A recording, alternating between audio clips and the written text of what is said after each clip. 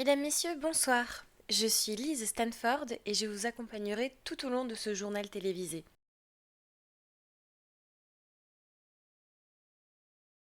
Nous commençons cette édition avec un fait divers marquant. Une prise d'otage a eu lieu non loin de Wardog ce 3 mars. Plusieurs individus masqués ont été aperçus et les forces de l'ordre sont rapidement intervenues pour calmer la situation. Après de longues négociations, tout est finalement rentré dans l'ordre et aucun blessé n'a été déclaré.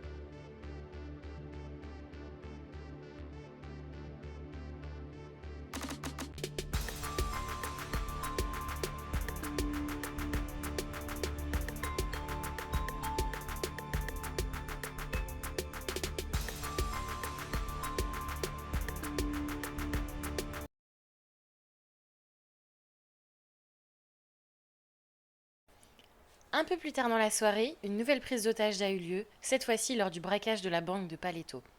Une fois de plus, des individus masqués et à l'allure atypique ont fait face aux forces de l'ordre. Les négociations ont été longues mais fructueuses. Les otages ont été libérés, sains et saufs. En revanche, pour des raisons de sécurité, nous n'avons pas souhaité suivre la poursuite qui s'est ensuivie.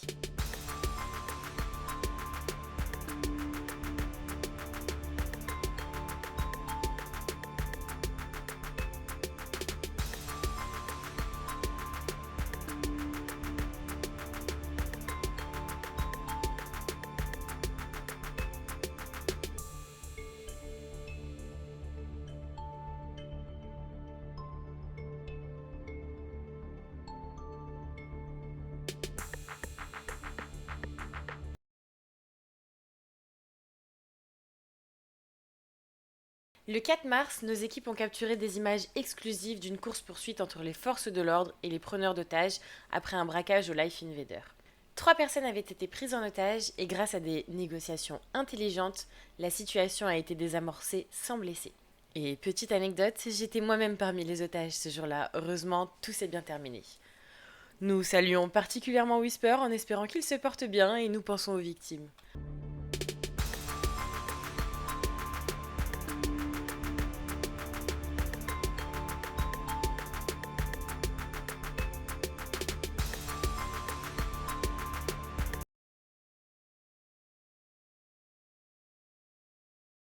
Plus tard, une autre course-poursuite a eu lieu, impliquant cette fois-ci une Golf rouge. Après quelques minutes de poursuite effrénée, le véhicule a réussi à semer les forces de l'ordre en se cachant derrière des bâtiments. Aucun blessé n'est à déplorer, nous vous laissons avec ces images.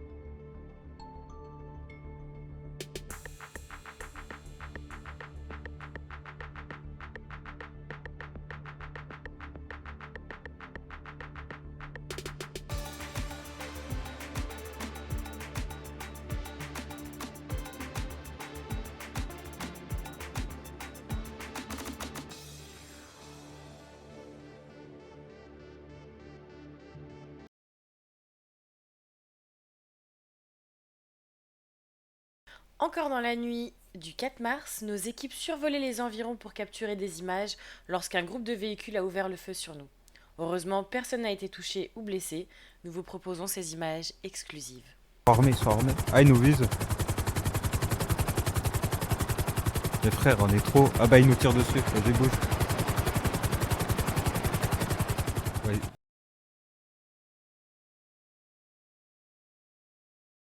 Le 5 mars, une nouvelle course-poursuite a eu lieu, impliquant cette fois-ci un véhicule de sport noir. Après une dizaine de minutes de poursuite intense, l'individu a été intercepté sans faire de blessés.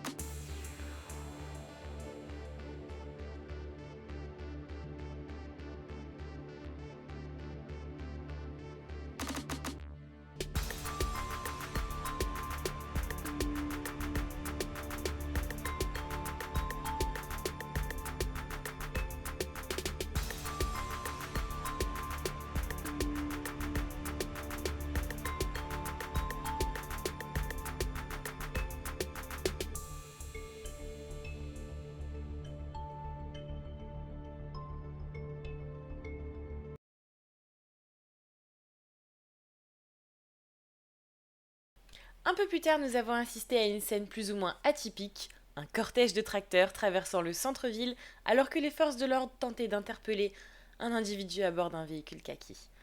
Les tracteurs ont paisiblement défilé sur plusieurs kilomètres, une image insolite que nous vous partageons avec grand plaisir.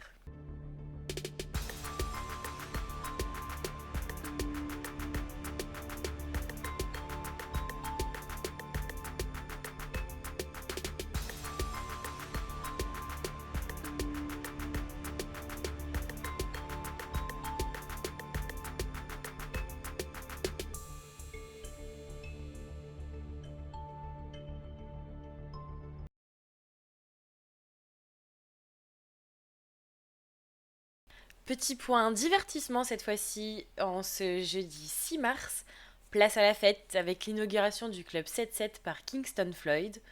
Cocktail savoureux, musique entraînante et sécurité irréprochable. L'ambiance était à son comble grâce au talent de Karina Stanford derrière le bar. Le club 7-7 a su montrer qu'il savait faire la fête tout en offrant un accueil chaleureux.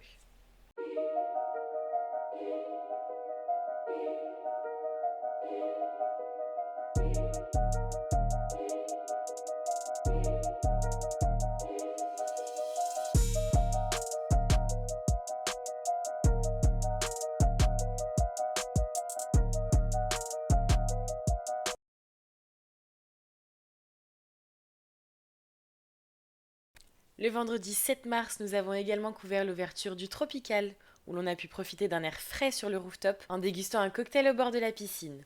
Musique enivrante et ambiance conviviale, le tout avec un service impeccable.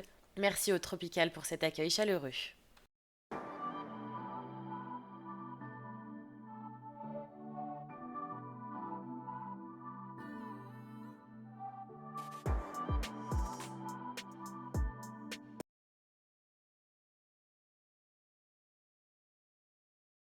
Et maintenant, côté sensations fortes et divertissement, nous avons pu assister à une course de cartes endiablée. Pas de Mario ni de Luigi sur place, mais les habitants se sont bien amusés. Et rassurez-vous, personne n'a pris de carapace rouge dans le virage. On vous laisse avec les images.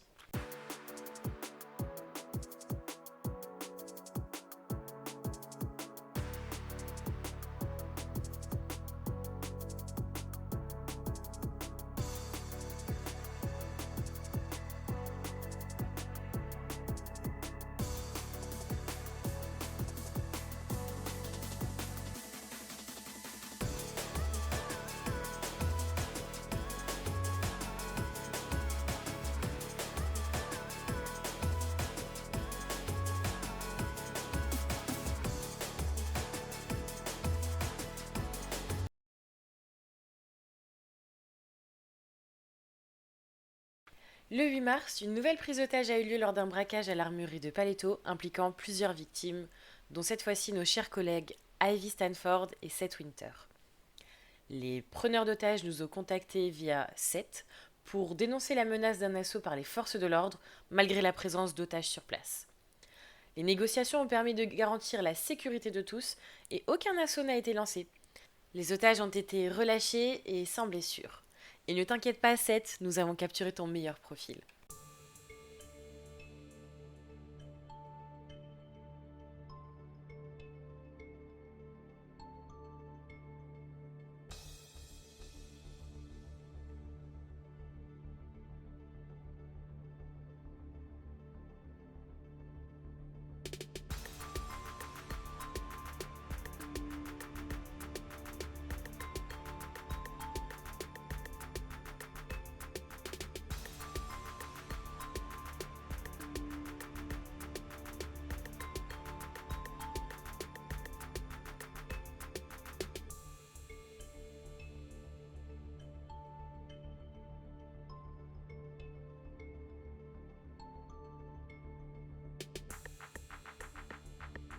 Et c'est la fin de cette édition présentée par Lise Stanford et toute l'équipe du Wezen News.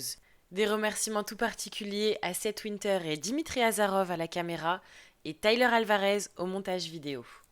Nous vous donnons rendez-vous la semaine prochaine car vous le savez, l'actualité n'attend pas. Bonne semaine à tous et à vous les studios.